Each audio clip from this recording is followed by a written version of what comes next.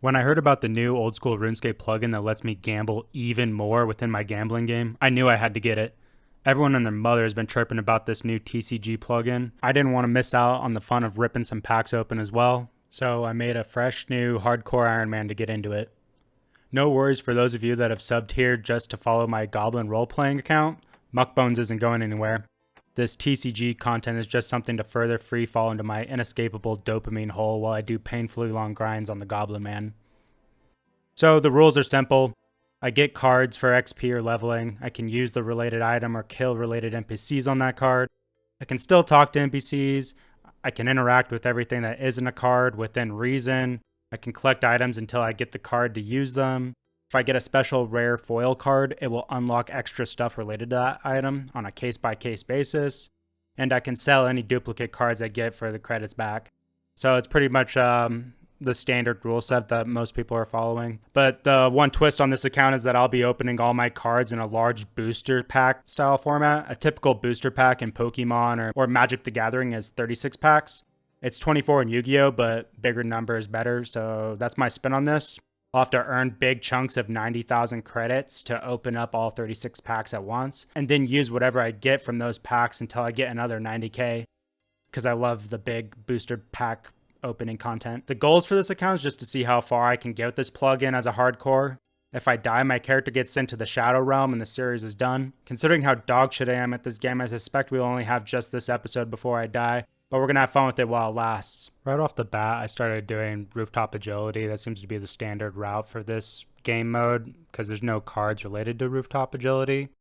So I did Draenor Village, Alcarid, and then eventually here in Varrock I got to 40 agility. I was considering doing agility even to level 50 or 60, but I'll wait until I can get Priest and Peril unlocked in order to do the Canifis Rooftops content. You may have noticed my sick fashionscape as well. I decided to keep the Mystic card set, or the Mystic card item, unlocked for myself, just so I can have some cool fashionscape while I do this challenge. My audience knows is like half the reason I play this game is just to look cool. So that's the one item I decided I'd keep unlocked from the very beginning.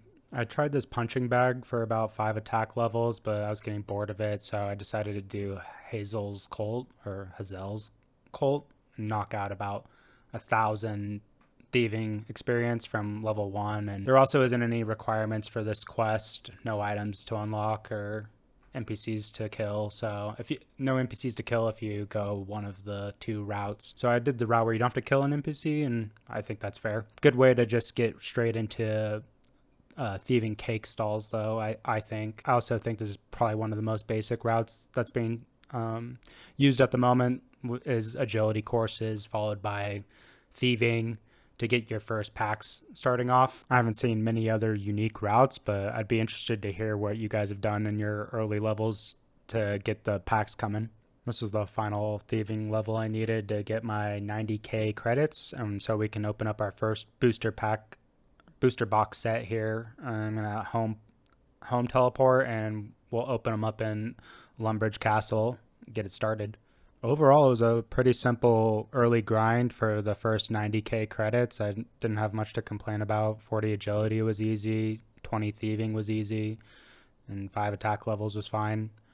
And that seemed to do it. In total, it was only a couple hours. I'm going to throw on one of my favorite Rally House mixes on YouTube at the moment.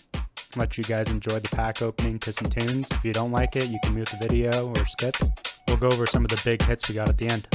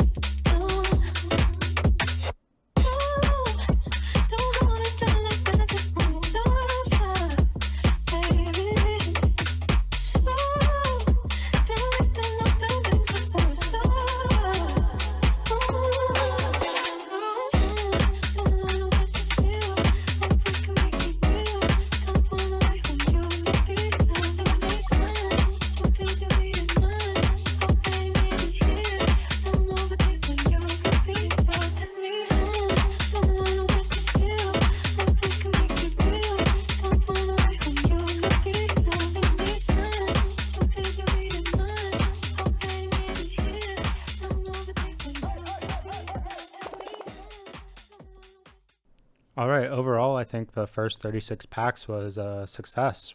There's a lot of like really late game stuff, a lot of late game items and NPCs and stuff, but that's to be expected. We got a few pets like the agility squirrel that could be fun to show off if we end up spooning that pet. I think one of the big ticket items was the big bones towards the end. So knocking out Children of the Sun to go take on um, the worm agility course and start to harvest big bones here. It's kind of a slow method. I only ended up going to like 16 prayer or 14 prayer and then knocking out the rest of the prayer with Restless Ghost, which is another early game quest that I think a lot of these types of accounts are knocking out because there's no item requirements. And another good unlock we got was the leather gloves, which I can swoop up during the Restless Ghost quest. There's a pair on the table in this shack here in Lumbridge swamps. So that's our first defensive item that we get to wear. And we'll take whatever we can get, right? We are still missing quite a few tools. The only good tool grab that we got from these 36 packs was the chisel, which is solid, and the butterfly net, but I don't believe there's any hunter methods for butterflies at a low level, so we'll have to wait on that. But as far as weapons, the iron longsword was one that we got, so we're going into the Asgardian Ice Dungeon here to go pick that up. I don't know if it's better than just punching or kicking. I think I end up just punching and kicking anyways, but it's just nice to have something that I can equip just for fun. So we're still desperately in need of some like stronger weapons later on, but we'll take it for now, right? It was fairly easy to get to. There wasn't many mobs here that were threatening my life. Had to run by a few pirates, but they have a max hit of 3, so not a big deal. Just run in and out. As far as monsters that we unlocked chickens and skeletons, which are both perfect for early game grinding. So I end up knocking out like base 20 combat stats on just chickens, and I really don't even need a food source for these guys because they never hit and they're easy to kill. So I spent like an hour here getting base 20s, and that ended up being enough for us to get after getting all the combat levels, getting the prayer levels. It was enough for us to get another 90k and open up another 36 packs. And I'm thinking for these episodes, we're going to do like maybe 2 booster packs per episode. That seems like a good pacing. I don't want to overwhelm you guys with a ton of cards. So that's what we'll end up doing. I tried to do this beginner clue here, but it immediately required Iron Dagger, which I do not have unlocked yet. I tried killing one of the skeletons as well, but just not ready for these guys yet. So we'll be training on chickens for the foreseeable future, I believe. The last few honorable mentions are probably the Myth and Addy plate skirts that I got back to back. Don't see myself being able to unlock those anytime soon unless I get coins unlocked. But I'm really hoping to get a bucket and rune essence for Priest in Peril and the Temple Guardian, I think is what it's called, or the Temple Dog, whatever it is, to complete Priest in Peril, because we got Monks of Zamorak unlocked, which is really good, and a requirement for Priest in Peril to be unlocked. So we got the final combat levels we needed to open up the second batch of 36 packs, and so I'm going to end the episode on a high note by just playing out these pack openings, and I'll see you guys in the next one. Thanks for watching.